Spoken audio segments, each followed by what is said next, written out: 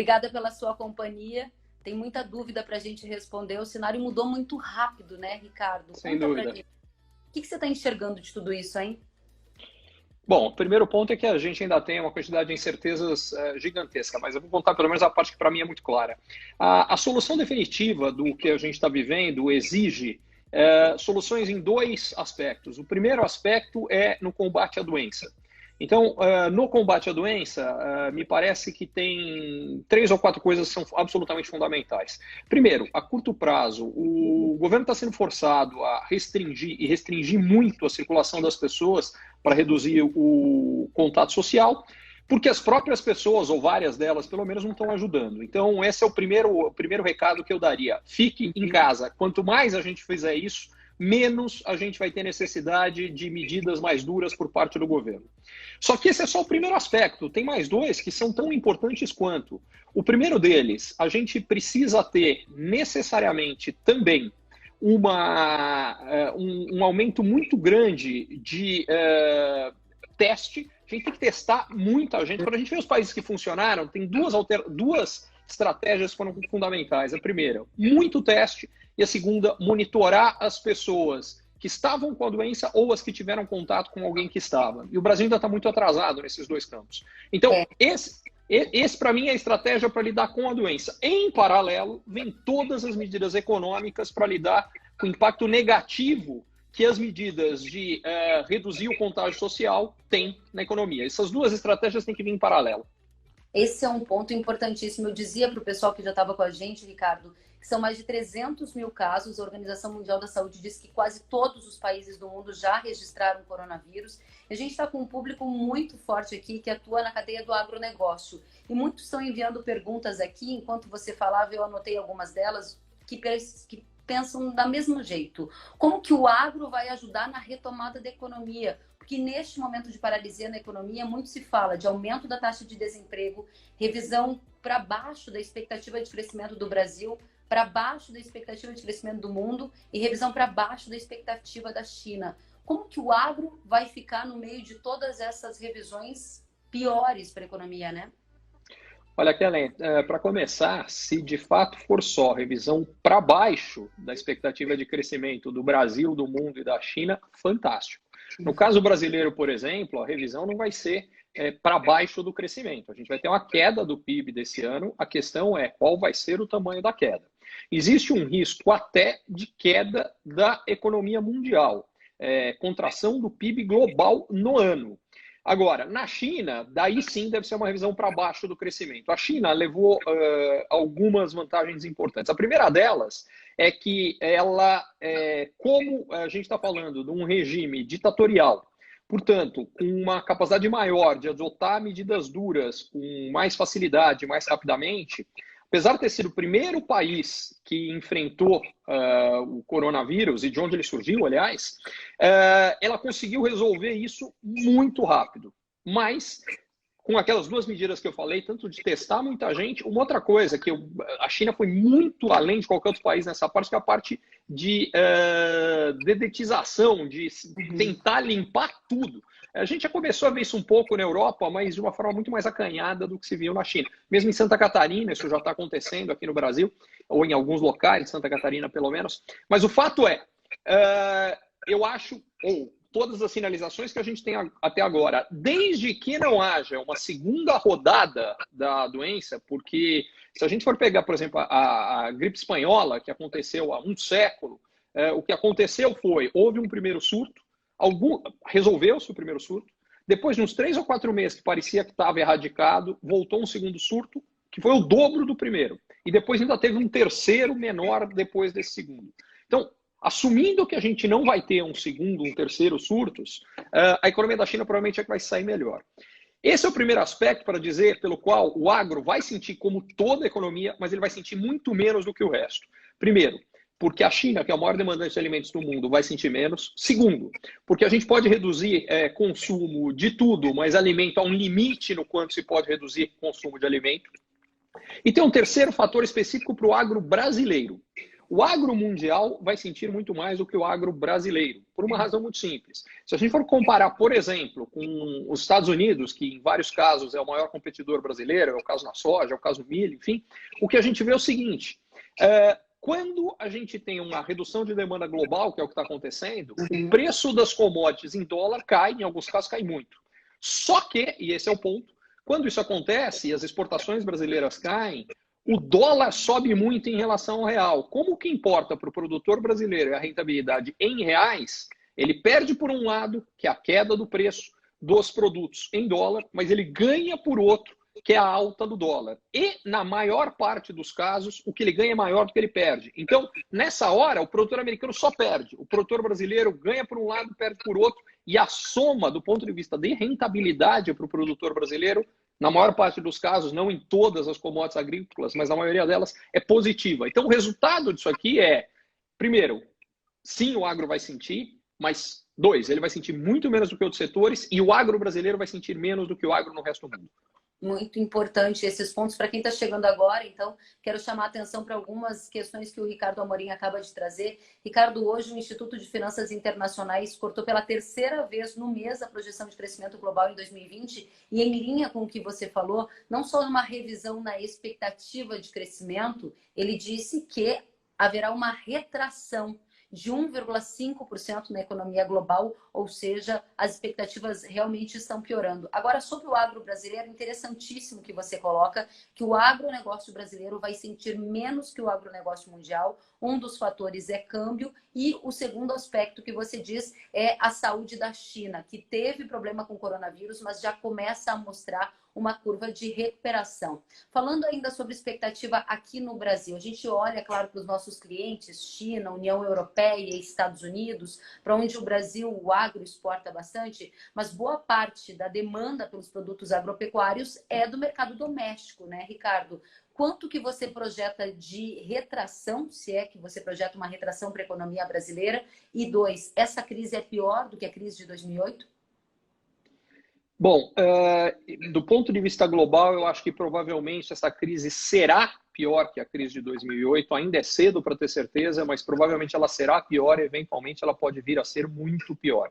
Por que ela deve ser pior? Porque a crise de 2008 era uma crise exclusivamente financeira, uma crise gravíssima, tá?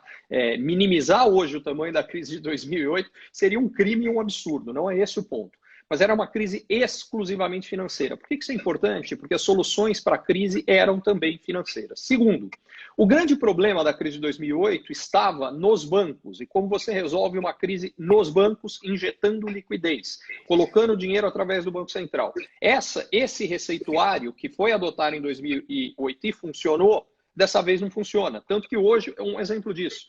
Foi anunciado pelo Banco Central americano que eles vão colocar tanto dinheiro quanto for necessário. A reação positiva do mercado durou meia hora.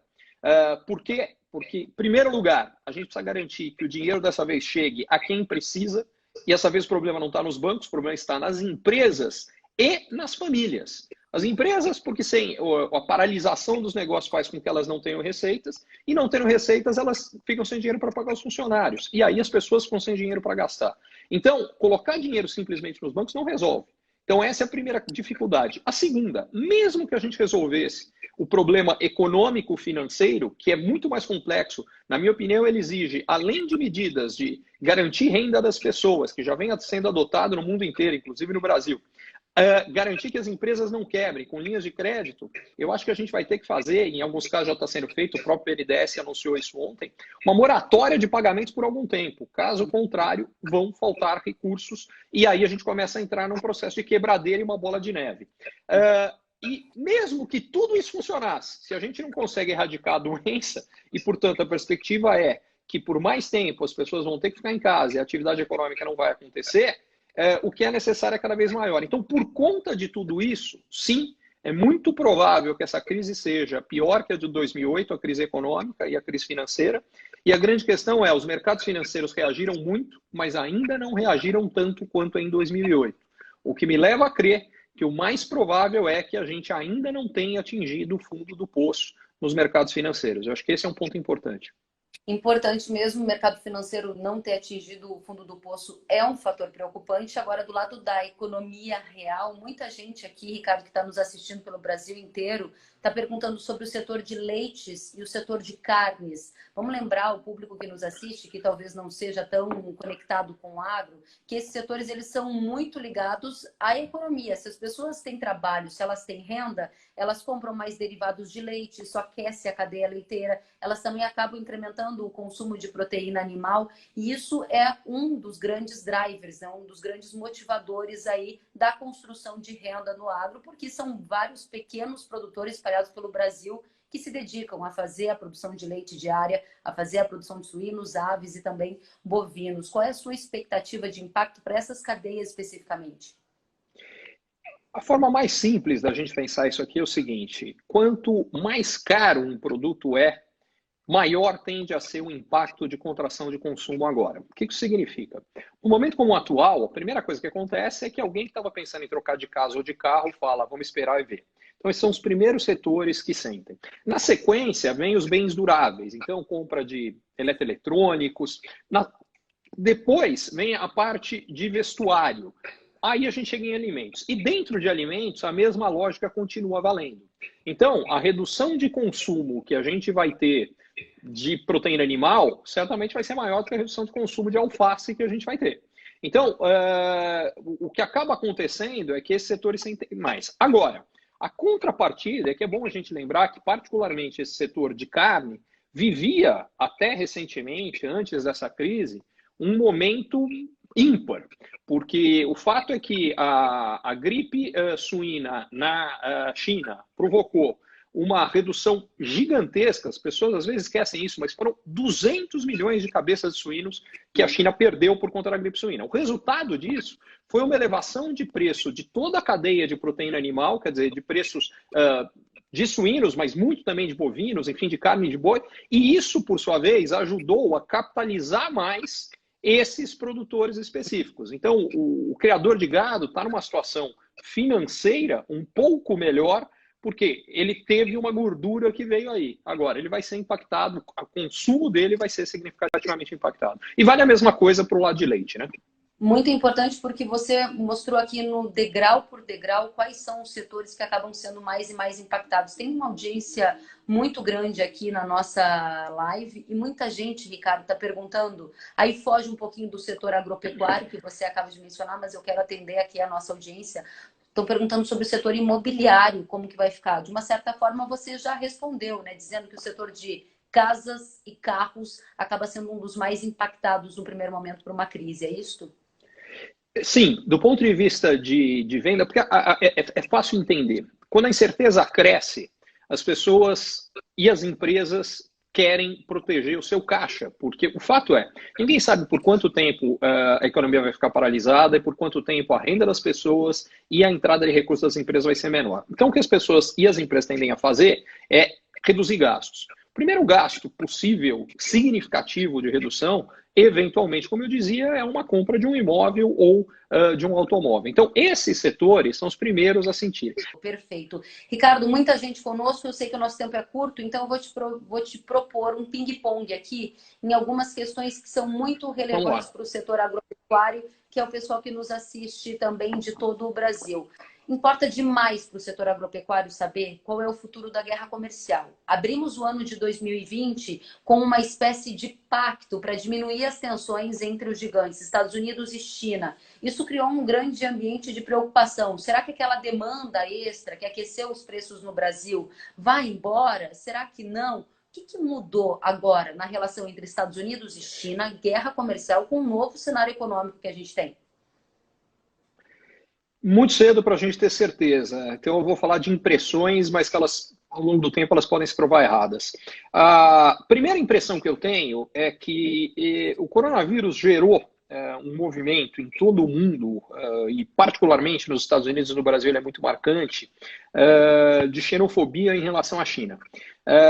E eu não sei como isso vai evoluir, mas eu tenho impressão, considerando particularmente o calendário eleitoral americano, que o presidente Donald Trump vai usar isso de alguma forma, o que me leva a crer que há uma possibilidade significativa de que ele endureça o processo da guerra comercial. E aí resta ver como é que o Brasil vai se colocar em relação a isso, porque é bom lembrar que o Brasil, particularmente o presidente brasileiro e o núcleo político do Brasil, tem uma proximidade muito grande com a linha ideológica do Donald Trump, e possivelmente, caso o Trump faça isso, eles os apoiem.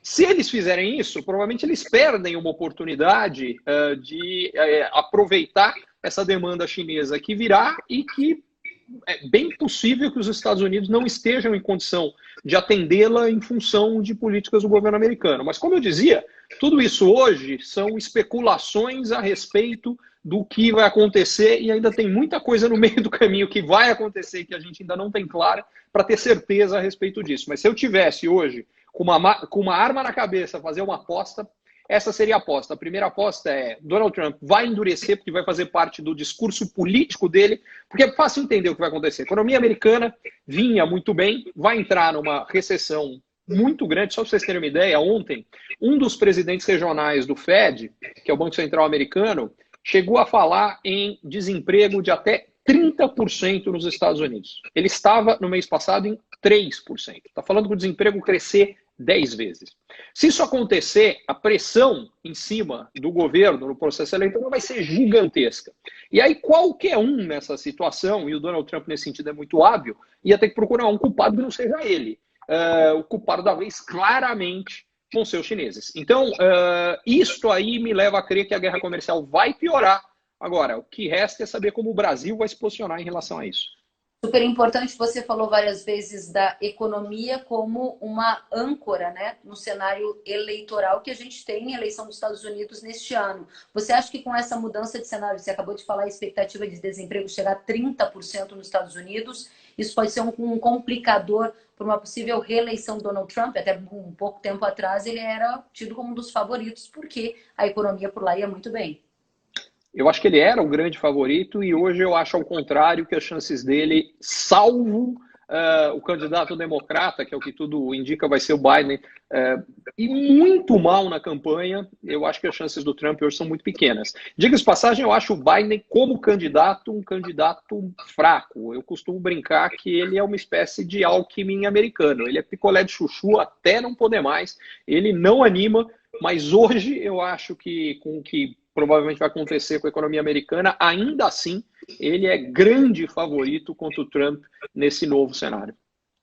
Ricardo Amorim, uma pergunta que os economistas não gostam de responder, mas a audiência sempre quer fazer essa pergunta. Vou te dar um exemplo do setor agropecuário. O dólar fechou hoje a R$ 5,13 à vista. Futuro fechou a 5,15. Um efeito prático desse dólar alto, Ricardo, é a valorização dos preços das commodities agrícolas em reais por saca. Só para você ter uma ideia, hoje, saca de soja no Porto está valendo mais de R$ 100, para a gente citar aqui o Porto de Rio Grande, o que é um dos preços mais altos da história. À medida que o dólar sobe a cada dia um pouco mais, cria-se uma expectativa de que o céu é o limite. Qual é o limite diante desse cenário de tanta incerteza na economia para o dólar, hein? Olha, o céu não é o limite, mas o limite não necessariamente está próximo. Sendo um pouco mais específico, quando a gente olha, eu faço uma análise acompanhando os últimos 40 anos, o valor do dólar em relação às moedas brasileiras, o real e as que houve antes, ajustadas à inflação. Usando isso como base, o ponto mais alto que nós tivemos foi em outubro de 2002, às vésperas da primeira eleição do Lula. Em valores ajustados para hoje, aquilo equivale mais ou menos a quase R$ 6,50. Então, o que significa não vai subir, o dólar não vai a R$ 10, mas ele ainda pode subir bastante em relação a onde ele está. Pode subir de forma significativa se o cenário econômico continuar piorando, a aversão a risco continuar a aumentar, a gente ainda pode ter altas grandes do dólar. O segundo ponto importante também para ficar claro ninguém se iluda que essa alta vai ser permanente. Ele pode subir mais, como eu dizia, talvez muito mais, mas uma coisa eu posso garantir. Passado este momento de caos econômico, o dólar vai cair. Ele hoje já está mais de 40% acima da média histórica dos últimos 40 anos. O que isso significa? Sim, eu acho que com tudo que está acontecendo, ele ainda vai subir mais, talvez bastante a mais, Mas não, ele não vai, não acha que é um novo patamar do dólar. Na sequência, a gente vai ver uma reversão, vai ver o dólar caindo e caindo, inclusive, muito abaixo dos níveis atuais.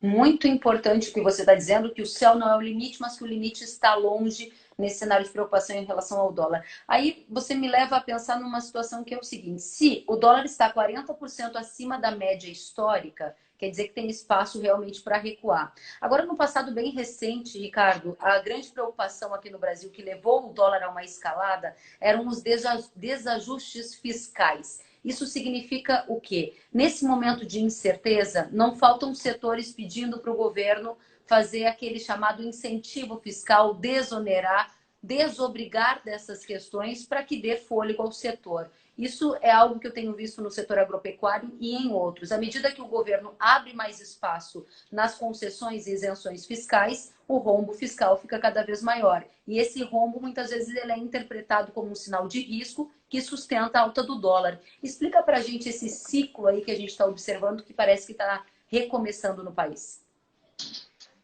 Tem vários fatores envolvidos aí. O primeiro deles, não há como lidar com as consequências econômicas negativas brutais que essa crise trará no Brasil e no mundo sem estímulo fiscal.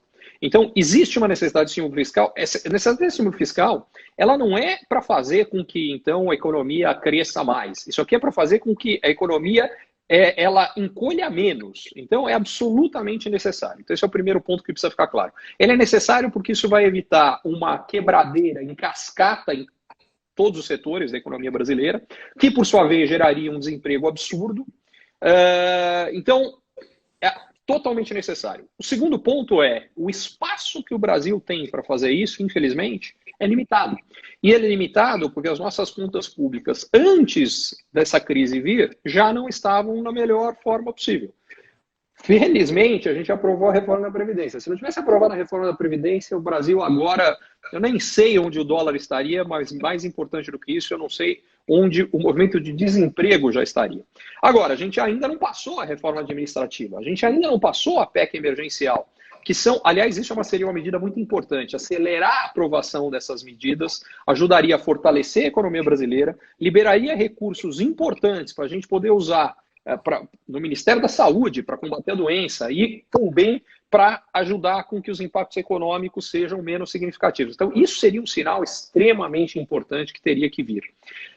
Tendo dito tudo isso, o fato é, mundo afora, a gente vai ver estímulos fiscais, infelizmente no Brasil, eles terão que ser mais acanhados porque a gente não tinha tanto espaço fiscal. Isso, aliás, é uma das razões pelas quais há tanto tempo eu bato na tecla da importância da gente fazer um ajuste fiscal, porque ele cria a condição de, quando a gente precisa, de dar estímulos significativos e evitar que a economia passe por crises graves. O nosso espaço para isso, infelizmente, não é tão grande quanto seria ideal.